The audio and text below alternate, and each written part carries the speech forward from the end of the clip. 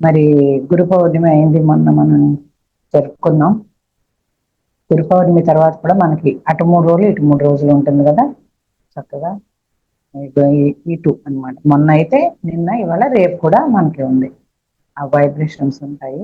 అంటే గురు పౌర్ణమి ముందు దాకా ఒకటైతే పౌర్ణమి రోజు సంకల్పం పెట్టుకొని గురువుల యొక్క ఆశీర్వాదం తీసుకుంటాం. ముందైతే సిద్ధమవుతాం, తర్వాత మనల్ని మనం ప్రిపేర్ చేసుకుంటాం. తర్వాత ఆ సంకల్పాలతోటి అంతా రెడీ అవుతాం, గురువుల పట్ల విశ్వాసంతో ఉంటాం. పౌర్ణమి రోజు ఆ సంకల్పాన్ని అడుగుతాం గురువులు, ఎందుకంటే ఆనంద తాండవం చేస్తారు పరమ గురు మండలి పైన పౌర్ణమి రోజు. అప్పుడు ఆ హ్యాపీ మూడ్ లో ఆ ఓకే గ్రాంటెడ్ అంటారు, పర్మిషన్ గ్రాంటెడ్ అంటారు. అందుకే పౌర్ణమి రోజు చాలా గ్రూప్ మెడిటేషన్ కానీ, పిరమిడ్ లో కానీ, సమాధుల దగ్గర కానీ, ఎక్కడైనా సరే అందరూ గ్రూప్ గా కూర్చుంటే ఇంకా మంచిది. చక్కగా కూర్చొని మనం మంచి సంకల్పాలు లోక కళ్యాణం కోసం, ధ్యానం మన కోసం అయితే ధ్యానం కోసం అయితే, సంకల్పం లోక కళ్యాణం కోసం. మరి అటువంటివి లోక కళ్యాణం కోసం మనం సంకల్పితే మన కళ్యాణం విషయం చూసుకుంటాం, గురువులు చూసుకుంటారు, భగవంతుడు ఏదైనా అనుకోవచ్చు. అయితే మరి ఆ రోజు సంకల్పం పెట్టుకొని తర్వాత అమావాస్య ధ్యానం కూడా అంతే. అమావాస్య రోజు విత్తనం వేస్తాం, సంకల్పం పెట్టుకుంటాం విత్తనం, పౌర్ణమి రోజు కల్లా మనకి అది సాకారం అవుతుంది. మనం సుదూరంగా ఉండొచ్చు, మన ఈ లోపల ఇంకా అవ్వలేదు ఏంటి అని వికల్పాలు పెట్టుకొని మళ్ళా వేరే వికల్పాలతో మనం పాడు చేసుకోవద్దు. సంకల్పాలు అవుతుందా లేదా అనేది వికల్పం. మనం ఇలా పెట్టుకున్నాం, అవుతుందా లేదా వాళ్ళు చెప్తారు అనుకుంటే అక్కడే ఉంటాం. కాబట్టి వికల్పాలు లేని సంకల్పం, సంకల్ప శుద్ధి ఉండాలి, అంటే సంకల్పం సిద్ధిస్తుంది. కాబట్టి మనకి ఏది కావాలో ముందు క్లారిటీ ఉండాలి. మనం అడగడానికి క్లారిటీ ఉంటే, మనకి క్లారిటీ ఉంటే అక్కడ కూడా వాళ్ళు ఇవ్వడానికి పర్మిషన్ క్లారిటీ ఉంది.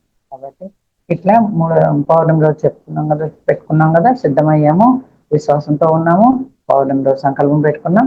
మరి ఆ 3 రోజులు ఆ శక్తిని తీసుకున్నాం సంకల్పం పెట్టుకుని, మిగతా 3 రోజులు ఇప్పుడు ఈ 3 రోజులు నిన్న ఇవాళ రేపు ఇంక ఇక్కడి నుంచి అదంతా ఆ శక్తిని తీసుకున్నది ఆ సంకల్పాల కోసం అంతా పంచే రోజులు అన్నమాట.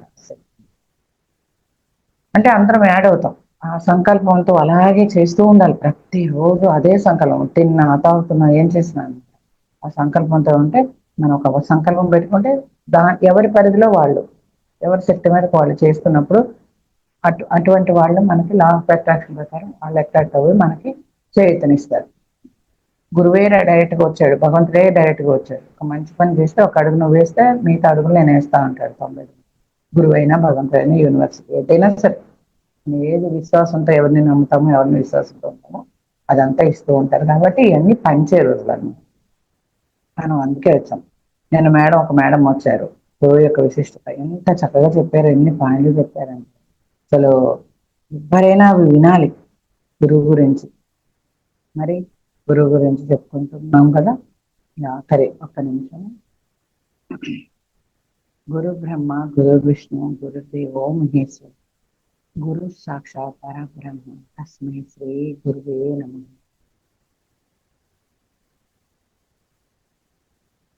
ఆ గురువు ఎలా ఉంటాడంటే, ఎలా జ్ఞానం ఇస్తారు, స్పర్శతోటి, చూపుతోటి, అట్లా రకరకాలుగా అనమాట. నేను మేడం కూడా ఎంత చక్కగా చెప్పారు. అంటే మనం ఒక 4 లైన్లు చెప్పుకోవాలంటే ఏంటంటే, గురువునాం దర్శనం పుణ్యం, స్పర్శనం పాపనాశనం, సంభాషణం సర్వతీర్థాన్ని, సేవనం మోక్షదాయం. ఇట్లా 4 రకాలుగా చెప్పుకోవచ్చు. ఆ మేడం అయితే ఎన్ని రకాలుగా చెప్పారు, నిన్న చాలా చాలా చాలా బాగా చెప్పారు. కాబట్టి మనం ఇలాగా గురువుని ఇలాగ చేసుకోవచ్చు, ఇలాగ దగ్గర చేసుకోవచ్చు. తక్కువని చేర్చుకుంటారు గురువు. ఎవరైతే సిద్ధంగా ఉంటారో, గురువుతో తపనతో ఉంటారో వాళ్ళని సిద్ధపరిచి మరి వస్తాడట తానుగా. మనకి ఎంత తపన ఉంటుందో అంతకంటే తపన ఉంటుంది ఆ గురువులకి. ఈ శిష్యుడు ఎప్పుడు సిద్ధపడతాడు, ఎప్పుడు రిసీవ్ చేసుకున్నాము చూడండి. ప్రతి ఒక్కళ్ళకి అనుభవం. ఫస్ట్ టైం అలా హక్కుని చేర్చుకుంటారు కదా కొత్త వాళ్ళని, అది ఎవరు మర్చిపోలేని జీవితంలో ఫస్ట్ అనుభవం గురువుతో. తల్లిదండ్రులు మనకి జన్మిస్తే గురువు పునర్జన్మిస్తారు. అసలైన జీవితం అప్పుడే మొదలైపోయింది ఫ్రెండ్స్. అందుకే మనం వచ్చాం, ధ్యానం చేయడానికి అది చెప్పడానికి వచ్చాం. కాబట్టి చక్కగా మరి ధ్యానం చేసుకున్నాం కదా, మెల్లమెల్లగా 2 చేతులు విడదీసి మూసుకొని కళ్ళ మీద పెట్టుకుందాం. 5 సెకండ్స్ ఈ ధ్యానాన్ని అనుభూతి చెందుతూ 5 సెకండ్స్ ఉంచుకుందాం. 4 చేతుల్ని కనురెప్పల మీద 5 4 3 2 1 0.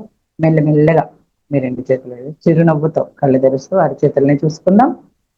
ఎప్పుడైనా సరే ధ్యానంలో ఒక అర సెకండ్ పాటు కళ్ళు మూస్తూ చిరునవ్వుతో ధ్యానం చేయాలి.